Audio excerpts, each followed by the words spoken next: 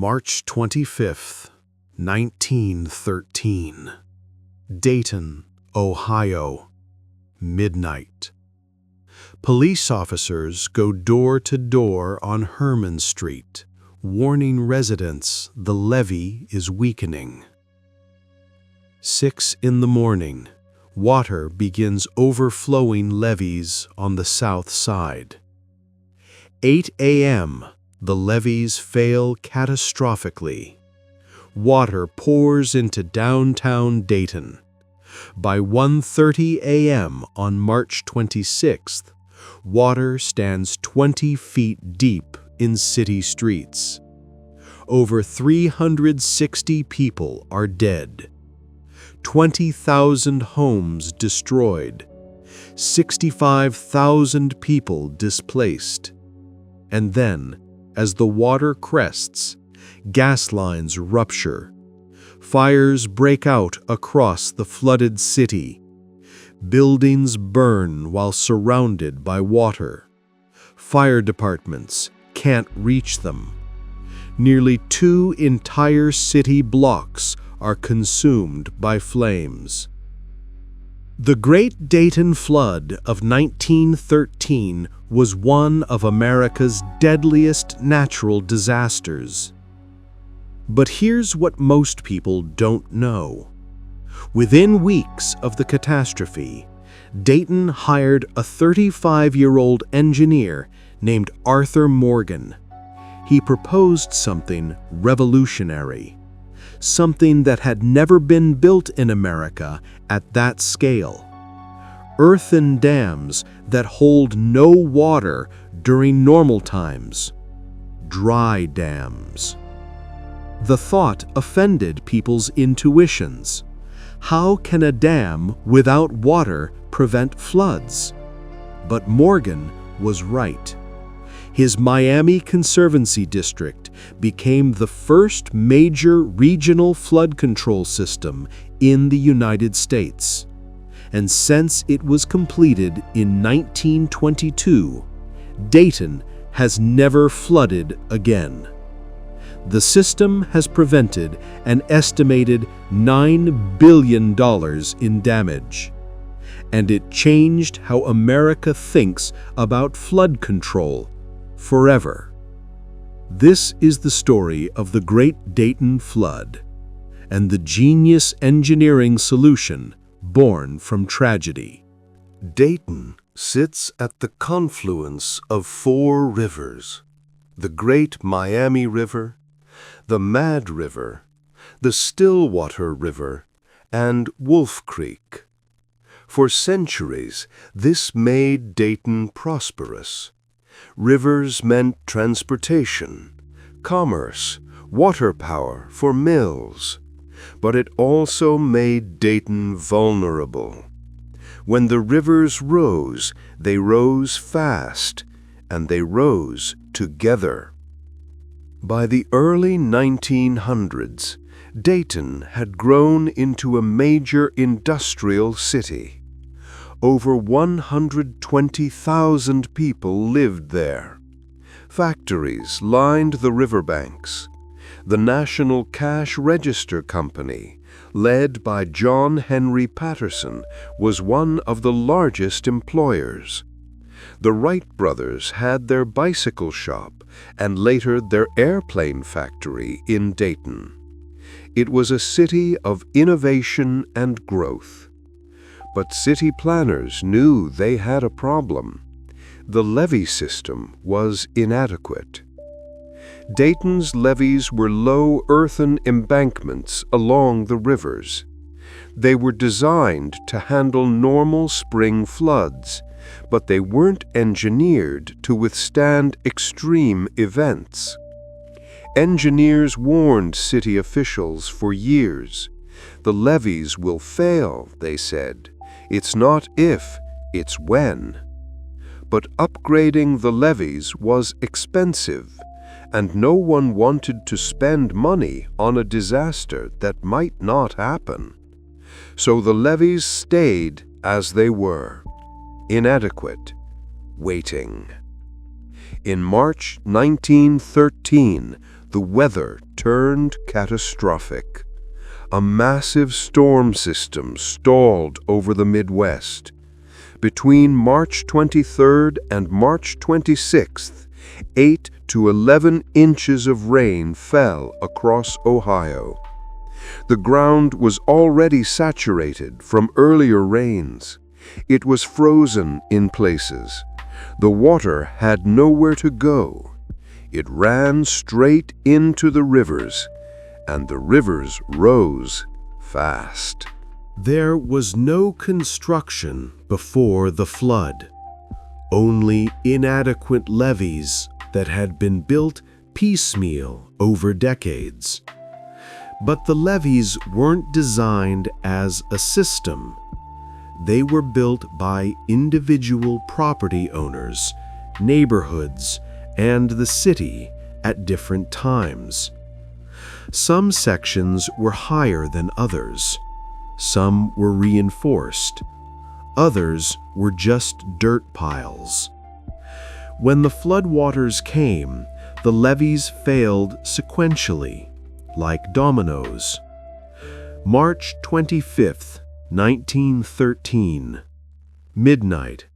Police began warning residents on Herman Street that the levee was weakening. Water was seeping through. Residents moved belongings to second floors. Some evacuated, but most stayed. They had weathered floods before. They thought they'd be fine. 6 a.m.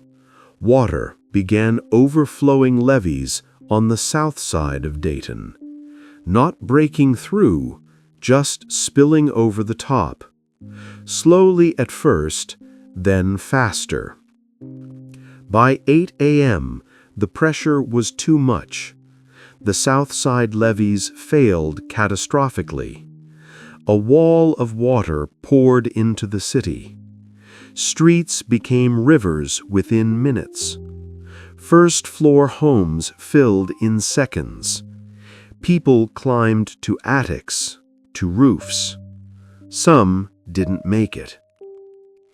Bishop Milton Wright, father of Orville and Wilbur Wright, lived on Hawthorne Street.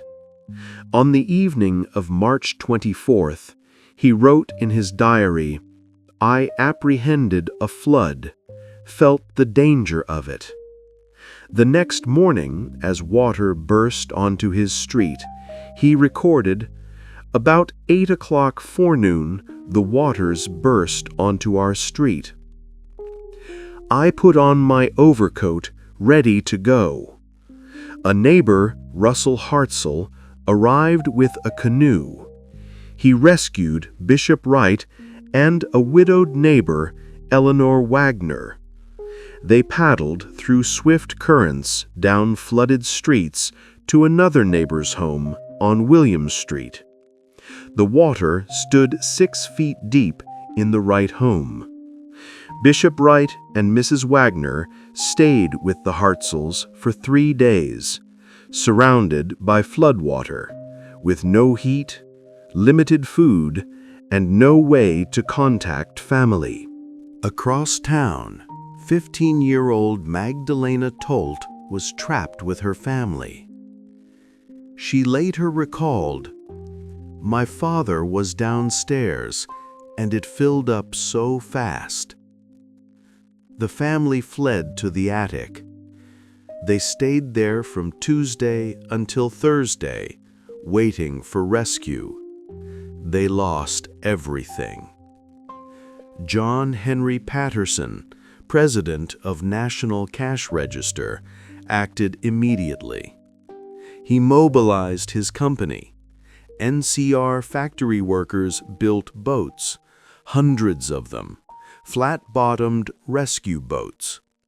By the afternoon of March 25th, Patterson had organized rescue operations. NCR employees and Ohio National Guardsmen paddled through flooded streets, pulling people from roofs and attics. They saved thousands of lives. Patterson also distributed food, water, and powdered milk. His company spent 2/3 of its annual profits that year on flood relief. But not everyone could be saved. At 1:30 a.m. on March 26th, the water crested at 20 feet in downtown Dayton. At that moment, a gas explosion occurred near 5th Street and Wilkinson. Open gas lines had been leaking. The explosion sparked fires. Multiple buildings ignited. The fires spread, but fire departments couldn't reach them. The water was too deep. Fire trucks couldn't move. Firefighters watched helplessly as buildings burned. Nearly 2 entire city blocks were consumed. Some people trapped in buildings faced a terrible choice: drown or burn. The death toll rose. The official death toll for the Great Dayton Flood varies wildly depending on the source. The Ohio Bureau of Statistics listed 82 deaths in Dayton.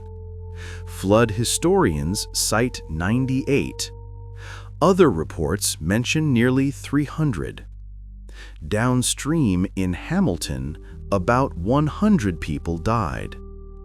Total deaths in Ohio are estimated between 422 and 470 officially, but some historians believe the true number exceeds 650. Why the discrepancy? Many deaths occurred days or weeks after the flood from injuries, illness, or complications. Once the official reports closed, these deaths weren't counted. Some victims' bodies were never recovered. They were swept downstream, buried under debris, or lost in the chaos.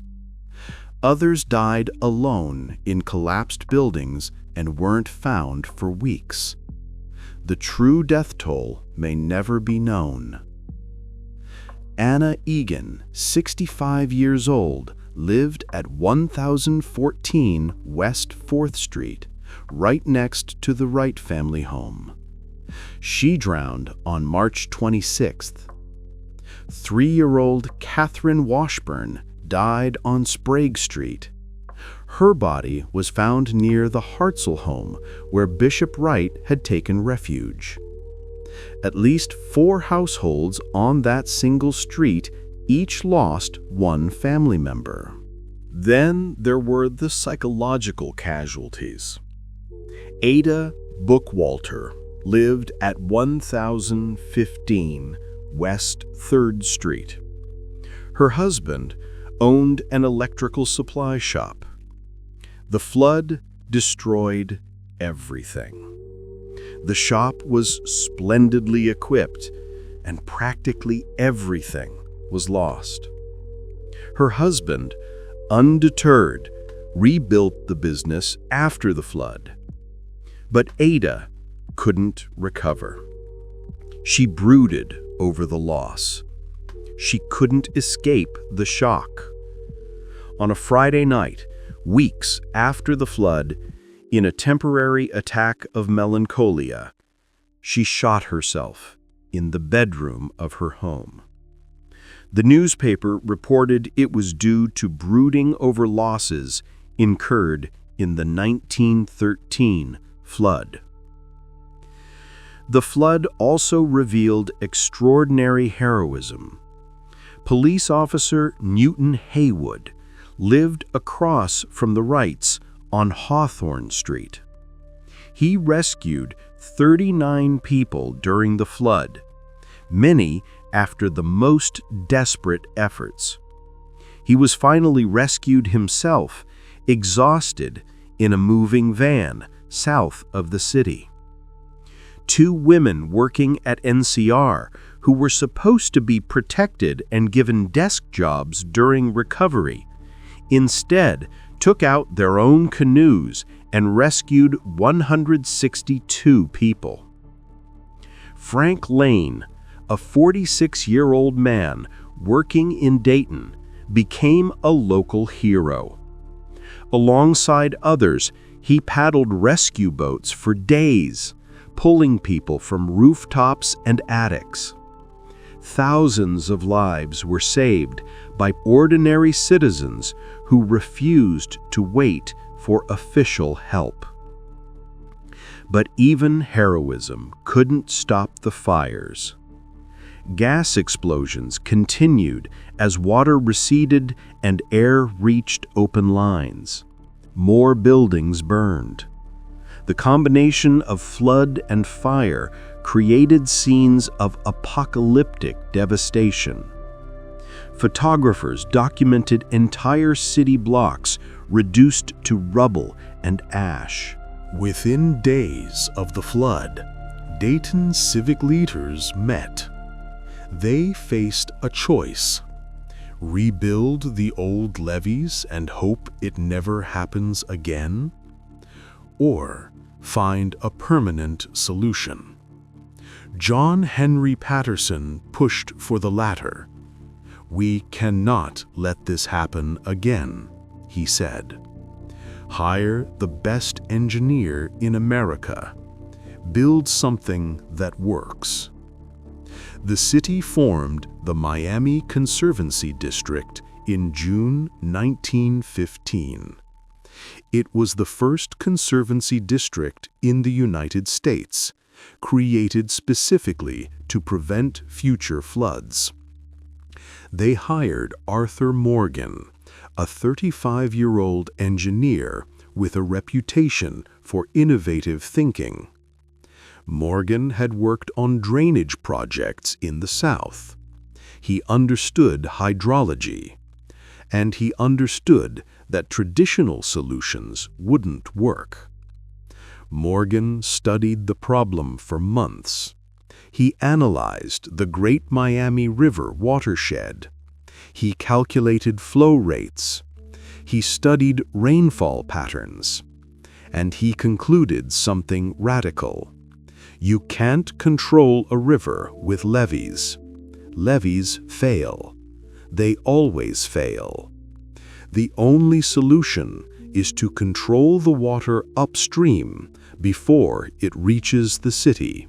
Morgan proposed 5 earthen dry dams at strategic locations upstream from Dayton: Huffman Dam, Lockington Dam, Englewood Dam, Germantown Dam, and Taylorsville Dam. These wouldn't be normal dams. They wouldn't hold permanent reservoirs. They would be dry most of the time. Farmland could exist behind them, but during heavy rains, the dams would capture floodwaters, holding them temporarily, then releasing them slowly after the danger passed. The thought of dams without water behind them offended some people's intuitions of propriety, Morgan later wrote. Opposition gathered. Farmers worried about losing land. Some engineers thought the idea was untested and dangerous. But Morgan used what he called conclusive engineering analysis.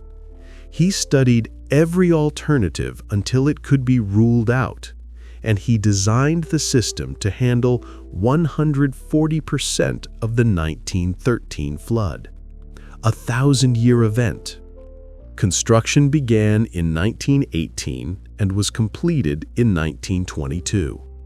The project cost $32 million, equivalent to about $500 million today. It was one of the largest earth-moving projects in American history at the time. Millions of cubic yards of earth were moved to create the earthen dams. The dams rose up to 100 feet high and stretched thousands of feet across valleys. And it worked. Since 1922, Dayton has never experienced a catastrophic flood. The Miami Conservancy District has prevented an estimated $9 billion in flood damage. The system has been tested multiple times. Major storms in 1959, 1964, 1997, and 2011 all would have flooded Dayton, but the dry dams captured the water, held it temporarily, released it slowly, and Dayton stayed dry. The Miami Conservancy District became a model for flood control across America. Other cities studied Morgan's design and built similar systems. The Tennessee Valley Authority used dry dam concepts. The Army Corps of Engineers adopted the approach for flood control projects nationwide. Arthur Morgan's innovation changed civil engineering forever. But the human cost of the 1913 flood is not forgotten. Monuments stand in Dayton commemorating the victims. The Dayton History Museum preserves photographs, diaries, and survivor accounts. Schools teach local children about the flood and the engineering solution that followed. The dry dams themselves remain functional today. They require maintenance. The earthen embankments must be inspected and repaired, but the basic design hasn't changed in over a century, and it still works. During the historic floods of 2011, the Miami Conservancy District captured over 400 million cubic meters of water. If that water had reached Dayton, the damage would have exceeded the 1913 flood, but the city stayed dry. There are unanswered questions. Why did it take a catastrophe for Dayton to act? City engineers had warned for years that the levees were inadequate, but no one wanted to spend money on prevention. It's a pattern repeated across American infrastructure. Wait until disaster strikes, then fix it. Could the 1913 flood have been prevented? Probably not entirely. The storm was too severe. But better levees, better planning, and earlier action could have reduced the death toll. And what about the missing victims? The ones not counted in official statistics. Their names are lost to history. Families displaced by the flood sometimes never returned. People who died weeks later from flood-related illness weren't officially recorded. The true death toll remains a mystery. The Great Dayton Flood of 1913 killed over 360 people. It destroyed a city. But it also inspired one of the most innovative engineering solutions in American history. Arthur Morgan's dry dams proved that prevention is possible, that engineering can protect communities, and that tragedy doesn't have to repeat. But it raises uncomfortable questions. Why does America wait for disasters before acting? Why do we ignore warnings until people die? The engineers knew Dayton's levees were inadequate, but no one listened until it was too late. If you want to uncover more stories of American infrastructure hiding dark secrets, subscribe to Hidden America. Next time, we'll explore Hawk's Nest Tunnel in West Virginia, where over 1,000 workers died from silicosis in what became America's worst industrial disaster. We'll investigate the mass graves, the cover-up, and why most victims were never counted. Subscribe now for more hidden infrastructure stories. And remember, Dayton's flood taught America a lesson. But we don't always learn until the water is already rising.